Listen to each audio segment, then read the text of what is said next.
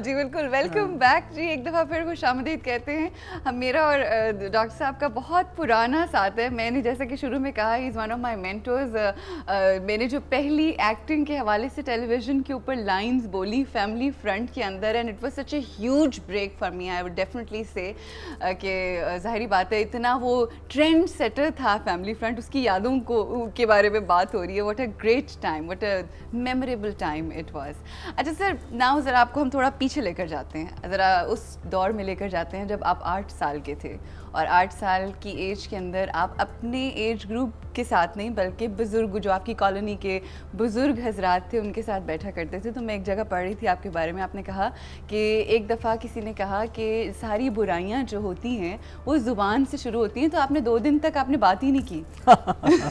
तो ये इस तरह से बातें इतनी सीरियसली आप अपने दिल पे ले लेते हैं कि अगर कोई ऐसी अच्छी बात जो दिल को लग जाए आप प्रैक्टिकली करना शुरू कर देते हैं? असल में ये होता है कि आदमी सीखता कहाँ से है। इतनी बड़ी ज़िंदगी तो है नहीं कि हर चीज़ आप अपने एक्सपीरियंस से सीखे, अपने जो है ऑब्जर्वेशन से सीखे। तो जो बुज़ुर्ग होते हैं या किताबें होती हैं या विजडम की वो चीज़ें जो उन्होंने बरस के बाद एक्सपेरिमेंट किया होता है। बिल्कुल ठीक। तो मेरा ज़्यादा ये था कि बचपन में एक उम्र ऐसी होती है कि बहुत जल्दी आप उस पर इम्प्लीमेंट करना शुरू कर देते हैं और प्योर होते हैं ना, प्योर होते हैं। तो इसलिए मुझे लगता भी था कि भाई एक ज़बान जो है जिससे हम कभी ऐसे ही किसी को नाराज़ कर देते हैं, सही। और कभी उस ज़बान से हम ऐसे बोल देते हैं कि दूसरे की बेइज्जती हो जाती है, इंसल्ट हो जाती है।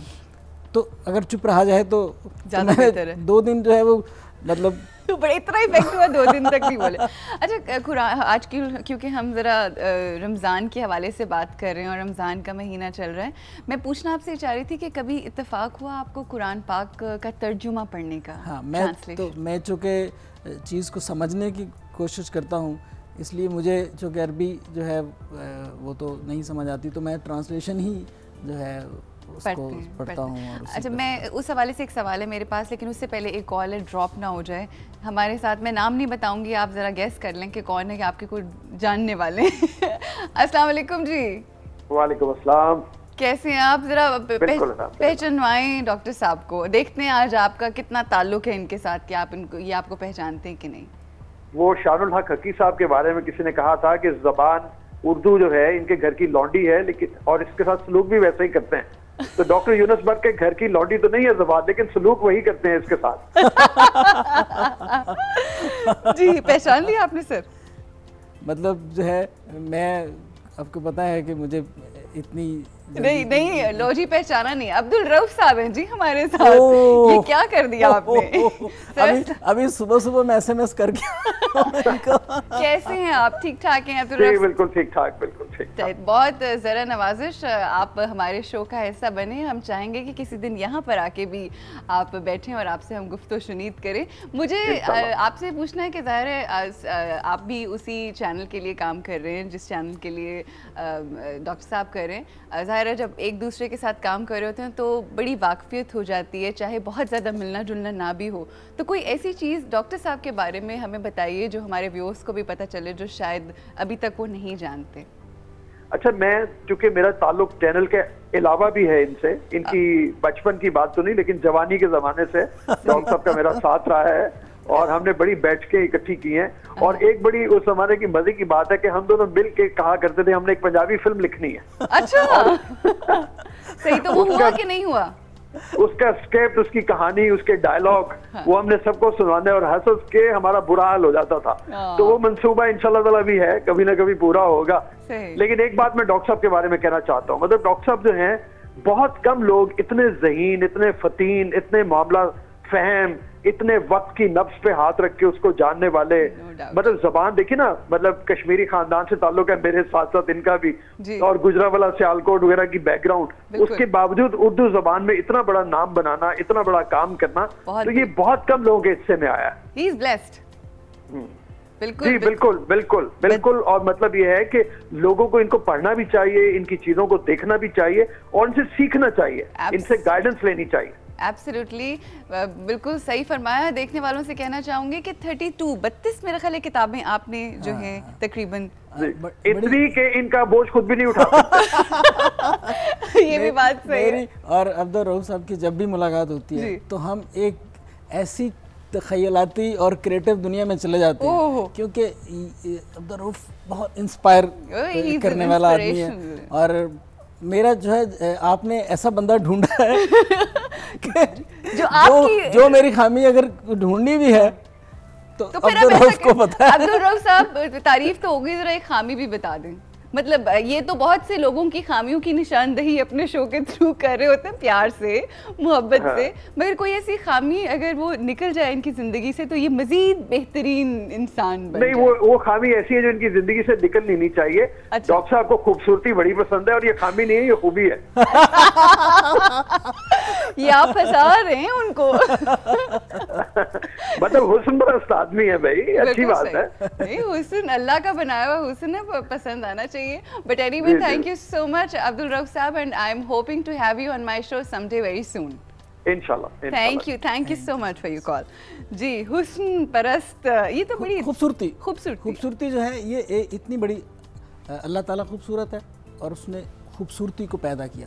अब खूबसूरती जो है इतनी बड़ी है, मतलब मैं घर में, मुझे अगर पौधों का शौक होगा तो मैं उस पर ही लग जाता हूँ। मुझे अगर पेंटिंग्स का शौक आता है तो मैं उसकी बेहतरीन कलेक्शन शुरू कर देता हूँ। क्या बात है, फेजेस आते हैं फिशेस पे। हाँ, मैं एक क्योंकि मुझे हर वक्त एक चीज़ जो होती है वो चाहिए होती है जिसके ऊपर मैं फोकस करूँ, क्योंकि मैं अगर नहीं करूँगा तो मैं फिर क्योंकि क्रिएटिविटी इतना ज़्यादा वो होता है, फोर्स होती है कि उसके लिए मुझे टू मेक मी हैप्पी। तो खूबसूरती की जितनी फॉर्म्स होती हैं, अच्छी मूवीज़, अच्छी बुक्स, एवरीथिंग, और अपने बच्चों के साथ खेलना, फैमिली के साथ बाहर जाना, तो खूबसूरती की जितनी फॉर्म्स हैं, खूबसूरत चेहरों से लेके खूबसूरत इमारतों तक, एवरीथिंग। अच्छा डॉक्टर साहब, आपको पता है आपके बारे में लोग ये कहते हैं कि जिस चैनल के ऊपर डॉक्टर यूनुस भट्ट की लिखी हुई कोई मतलब तहरीर या कोई ऐसा शो या कोई ऐसा प्रोग्राम, सिटकॉम, ड्रामा चल रहा हो, वो चैनल मुकम्मल हो जाता है। ठीक है, मुझे बताइए आपको कौन सी ऐसी चीज़ है अपनी ज़िंदगी के अंदर काम के अलावा जो आपकी शख्सियत को मुकम्मल करती है? मुझे अपने आप को मुकम्मल करने के लिए मुझे तन्हाई ज़रूर चाहिए होती है। मैं तन्हाई के बगैर मुकम्मल नहीं। आप एंजॉय करते हैं तन्हा रहना? मतलब यह है कि क्रिएशन तन्हाई में होती है, पढ़ाई तन्हाई में होती है।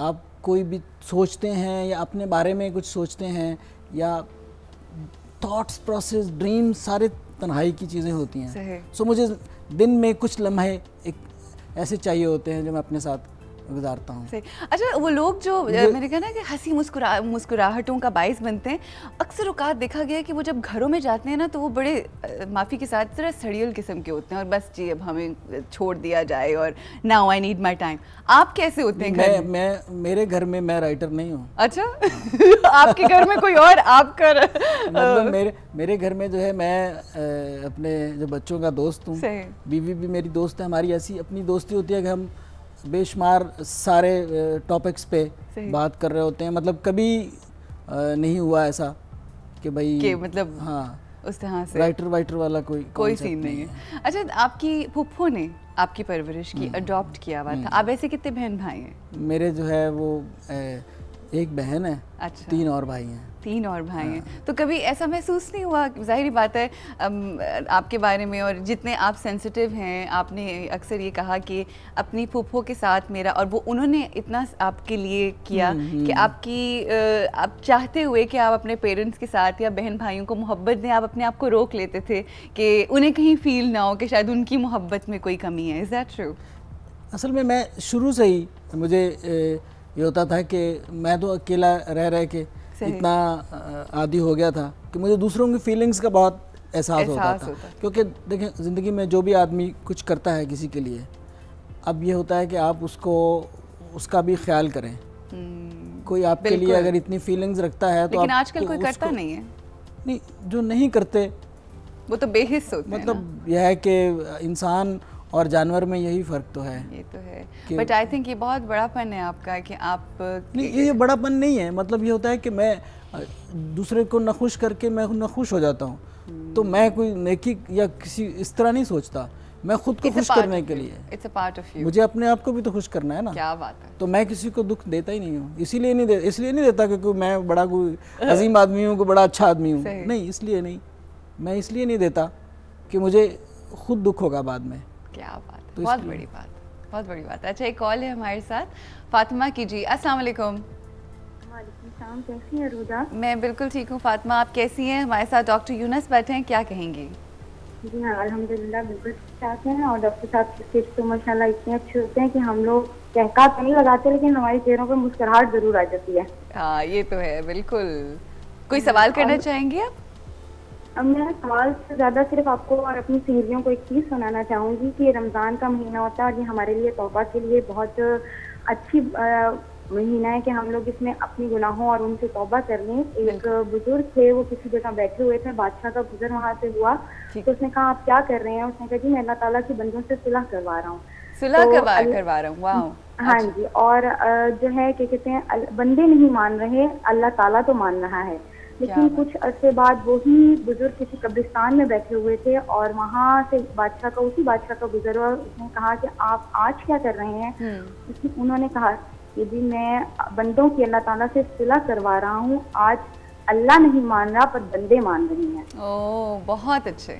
तो मैं यही बात सिर्फ कहना चाहती हूँ कि हर चीज़ की एक टाइम लिमिट होती है और तौबा की भी एक टाइम लिमिट होती है, और इंसान को उस टाइम लिमिट के अंदर ही तौबा कर लेनी चाहिए ताकि अल्लाह ताला जो है वो उसके भी दर्जात बुलंद करे और उसकी फैमिली से सारा कुछ उन सब की एक्सेप्टेंस करने के बाद उसे दुनिया और आखिरत दोनों के लिए अच्छा हो उसके लिए। एक्सेलेंट मैसेज, बहुत बहुत खूबसूरत बात कही आपने। और आजकल तो हम सब जानते हैं दूसरा अशरा है रमज़ान का, और ये है ही मग़फ़िरत का अशरा, तो हम सबको मिलके तौबा करनी चाहिए, माफ़ी मांगनी चाहिए। मग़फ़िरत के दरवाजे खुले हुए हैं, बस वो हमारी तौबा और माफ़ी कबूल कर ले। ब्रेक का वक्त हुआ है यहाँ पे, ब्रेक के लिए रुकेंगे और ब्रेक के बाद डॉक्टर साहब हमारे साथ होंगे और गुफ्तगू को आगे बढ़ाएंगे।